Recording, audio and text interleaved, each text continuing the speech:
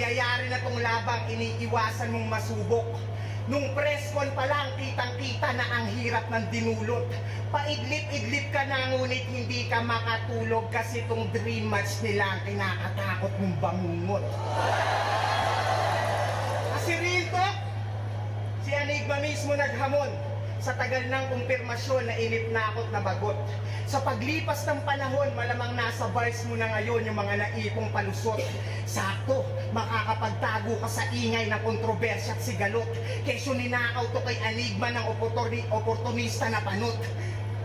Well, wag mo nang i-justify kung bakit ka So dapat ikakasa pala sa flip top to. Itong Mot vs. Sixth Red. Pansin ko lang na yung boses ni Mot parang sa akin. Pinamalat kami. yung takot. Kesyo ninakaw to kay Enigma ng oportunista na panot. Well, wag mo nang i-justify kung bakit ka naging takot. Alamin natin yung sagot. Ninakaw nga ba to ng PSP sa flip top o ikaw mismo nagdamot? Kasi si Enigma Hindi pumayag si Sixth Red kung sa flip top to ikakasa. Ewan, hindi natin alam. Bakit kaya? So, kasi si Enigma nagtanim. Si Pibus lang yung nakinabang.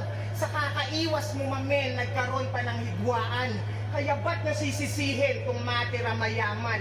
Masyado niyang pinahirapan. Kung san-san pa nakarating, kaya nga tour na kinailangan. kaya nga tour na kinailangan.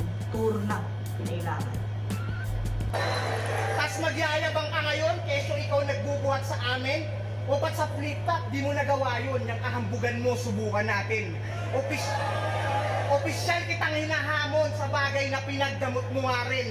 Gawin ulit natin to sa ahon, magpupusan tayo ng hangin.